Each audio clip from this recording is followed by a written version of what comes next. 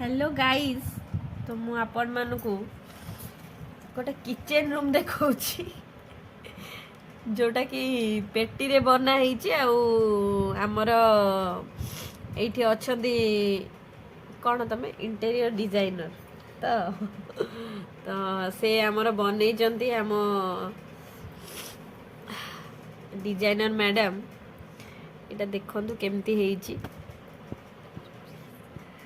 कौन तमें केमती बनईच तमें कहि परिबो ना बेटर मोठू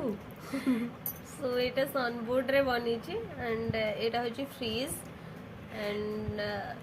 वॉलपेपर लगी कचरिया टाइल्स लगी सहित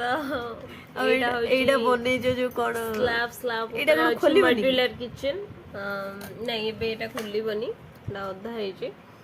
एंड ऊपर छात बाकी अच्छी छात पड़े छात पड़े मत डाक भोजी दिया छात पड़े भोजी दिया एति अधा है कंप्लीट हेले मु देखैबी आ